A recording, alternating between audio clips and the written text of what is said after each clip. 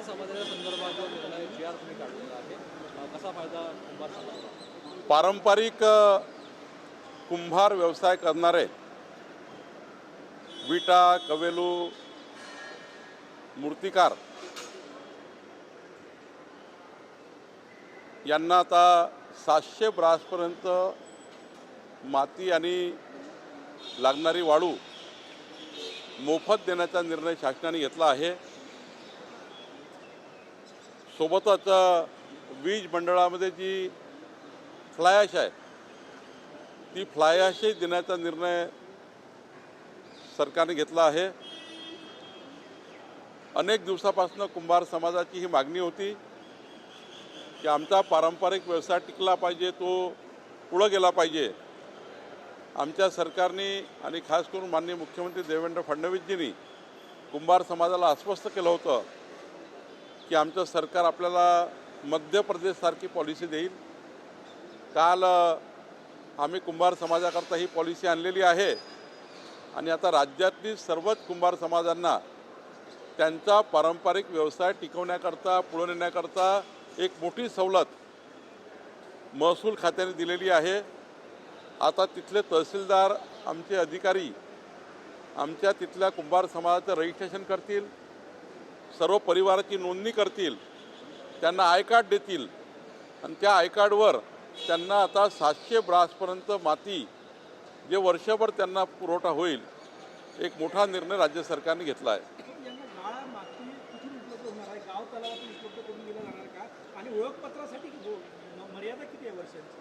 कुंभार समाजाकरता जिथे जिथे मूर्तिकार मूर्तीसाठी उपलब्ध असलेली माती आहे, काही ठिकाणी मडके बनतात, त्या मडक्याकरता जी माती पाहिजे, जशी जशी त्यांना ज्या ज्या ठिकाणून माती पाहिजे त्या सरकारी जमिनीतनं, पाझर तलावातनं, जलसंधारण तलावातनं, मालगुजेरी तलावातनं त्यांना उपयुक्त काय आहे कुंभार समाजांना, त्यांची कुठली माती, शेवटी सर्वच माती काही कुंभार समाजाला चालत नाही, तर त्या एक स्पेसिफिक मातीची परीक्षण करावं लागतं। मूर्ती बनवण्याकरता गणेशजीची मूर्ती आहे, नवरात्राची आई महालक्ष्मीची मूर्ती आहे, दुर्गादेवीची मूर्ती आहे, या सर्व आता पुढच्या काळामध्ये मोठा फायदा या महाराष्ट्रामध्ये सर्व मूर्तिकारांना, सर्व कुंभार समाजाच्या गावागावातल्या लोकांना होणार आहे। रेडी रेकनर संदर्भात सुद्धा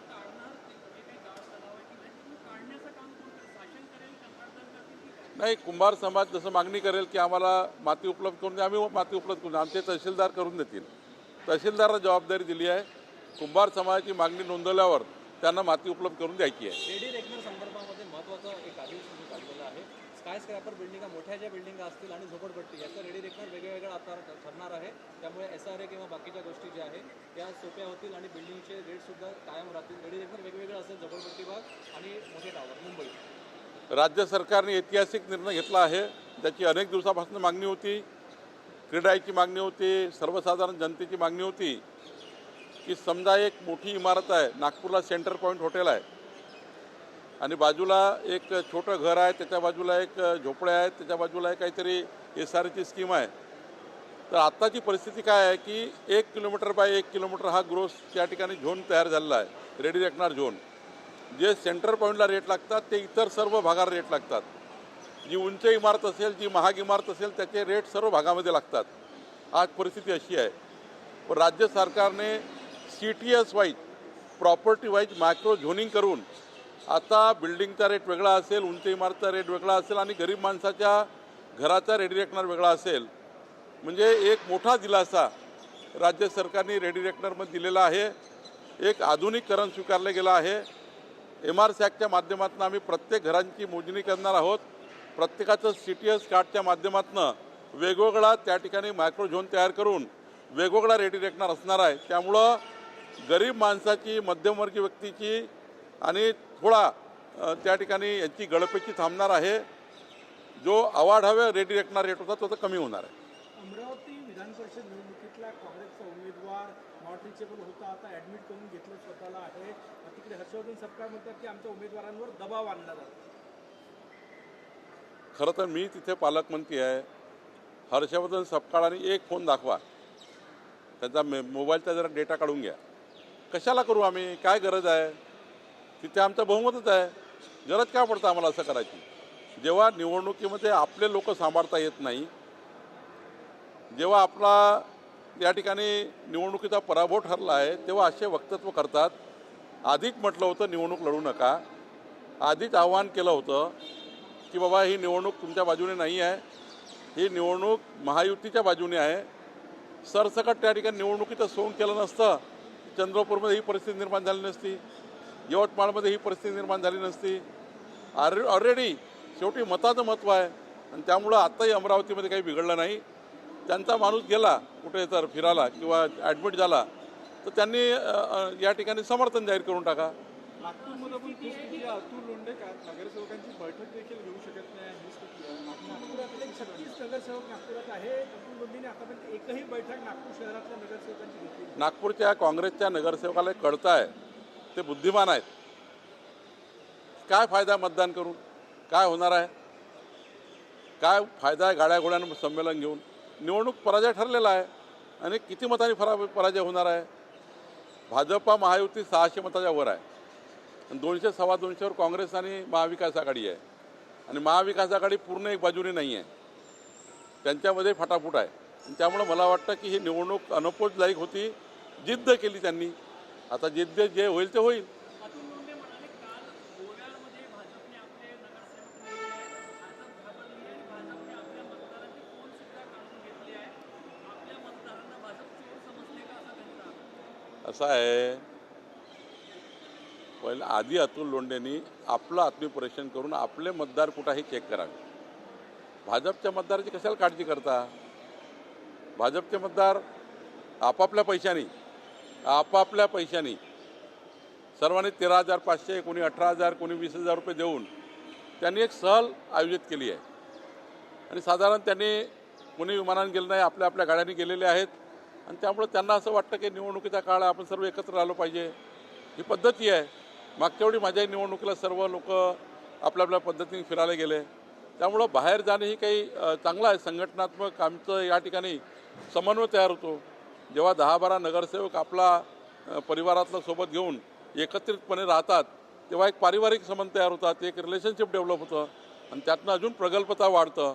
त्यामुळं मला असं वाटतं की याकरता आपले गेलेले आहेत, स्वतःच्या पैशाने आमचे नगरसेवक गेले आहेत. सुनेत्रा पवार मुंबई ते दिल्ली 9 जूनला ज्या विमानानं प्रवास करणार होतं त्यात तांत्रिक बिघाड झाला होता. 2 तास ते विमान उशिरानं उडलं होतं आणि ते विमान देखील BSR कंपनीचं असल्याची माहिती समोर येते. नाही, मला याबद्दल माहिती नाही. चंद्रपूर जिल्ह्यातील धान घोटाळ्याबाबत नाना पटोले यांनी 70 पत्र लिहिलेले आहे. ते म्हणतात की जय अंबे राईस मिलच्या बाबत पत्र लिहिले परंतु सरकार कारवाईच करत नाही असा आरोप आहे त्यांचा. नाना पटोले, हो. बरं, नाना पटोलेजींनी मला एक कॉपी द्यावी. मी याच्यात मंगळवारी कॅबिनेटच्या वेळी त्यांच्या जे प्रकरण आहे त्यात माननीय मुख्यमंत्र्यांकडून चौकशी लावण्याचा प्रयत्न करेल. धान भरडई नाही, जर त्यांनी मला दिलं सरकारकडे दिलं म्हणणं आहे, मला एक कॉपी दिली तर निश्चितपणे येणाऱ्या कॅबिनेटमध्ये मंगळवारी माननीय मुख्यमंत्र्यांना मी देईल. ज्या मूर्त्या POPच्या येत होत्या त्याच्यामुळे मोठा प्रदूषणाचा प्रश्न निर्माण होत होता. त्याच्यावर आता या सगळ्याच्या तोडगा निघण्यासाठी तुम्ही आणखी काय म्हणजे माती देणार पण त्या मूर्त्या मातीच्याच असाव्या असं काही अजून नाही, कुंभार समाजांना आता आम्ही पारंपरिक व्यवसायाला मजबूत केलं. आता कुंभार समाजाचे युवा मुलं जे व्यावसायिक बनणार आहे मोठे, त्यांना मदत करणार, एक पॉलिसी आणणार आहे आणि POPच्या मूर्त्या असू नये आणि असल्या तरी त्यातून जास्त प्रदूषण होऊ नये, असल्या तर प्रदूषण होऊ नये, जास्तीत माती असाव्या अशी भूमिका आमची आहे. पण ज्या POPच्या आहेत त्यांनासुद्धा बिना प्रदूषणाने कशा तयार करते याची काळजी सरकार घेणार आहे. सर हिंदी में जानना चाहेंगे, मीनाक्षी नटराजन का फॉर्म रद्द होने के बाद सुप्रीम कोर्ट कांग्रेस को ले गया. क्या राज्यसभा उम्मीदवार मीनाक्षी नटराजन का फॉर्म रद्द होने के बाद कांग्रेस अब उनको सुप्रीम कोर्ट लेकर जा रही है. ठीक है ना, उनका मूलभूत अधिकार है सुप्रीम कोर्ट जाना, हाई कोर्ट जाना. अब फॉर्म रिजेक्ट क्यों हुआ ये चुनाव आयोग देखते हैं और फॉर्म क्यों अच्छा नहीं भरा ये उम्मीदवार देखता है. तो फॉर्म की गलती होगी तो उम्मीदवार देखेगा, फॉर्म में अगर कुछ गलती हुई तो हाई कोर्ट देखेंगे, सुप्रीम कोर्ट देखेंगे. मोदींचा कार्यकाळ जो आहे तो जगभरातल्या सगळ्या राष्ट्रप्रमुखांच्या कार्यकाळापेक्षा जास्त असेल आणि ऐतिहासिक असेल असं तुम्हाला काय वाटतं? तुम्ही म्हटलं 140 कोटी भारतीयांनी मोदींचं नेतृत्व स्वीकारलं आहे.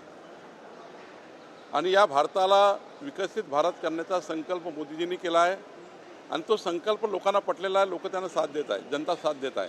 आणि त्यामुळे मला असं वाटतं की मोदीजी हे जो आता 12 वर्षाचा कार्यकाळ आहे या उपर मी तुम्हाला एक सांगेल, जगातला सर्वात जास्त काळ आणि देशातला सर्वात जास्त काळ राहिलेले प्रधानमंत्री पुढच्या काळातही मोदीच असतील. मोदींचा रेकॉर्ड मोदी तोडू शकतील, खऱ्या अर्थाने दुसरे कोणी रेकॉर्ड तोडू शकणार नाही. पवन कोळी, एक प्रश्न असा आहे, एक प्रश्न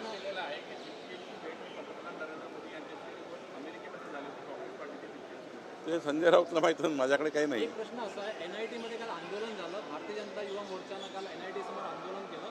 NMC आणि NIT मध्ये खूप घोळ आहे, भ्रष्टाचाराच्या तक्रारी होत्या. भाजपच्या वतीनं आंदोलन करण्यात आलं. त्यांची बदली पण त्याच्या अधिकाऱ्यांची करता येत नाही, त्यामुळे खूप तिथचे अधिकारी ऐकत नाही असं म्हणणं आहे. पालकमंत्री म्हणून NIT NMC मध्ये नाही, मी त्या भाजप युवा मोर्चाच्या कार्यकर्त्याचं पत्र घेतो काय आहे आणि त्यावर योग्य कारवाई करेल. टॅक्सी चालकांना मराठी अनिवार्य करण्याचा निर्णय प्रताप सरनाईक यांनी घेतला आहे. मला वाटतं की त्यांनी प्रायमरी निर्णय घेतलेला आहे की असं कंपल्सरी नाही आहे, पण प्रताप सरनाईक जास्त सांगते.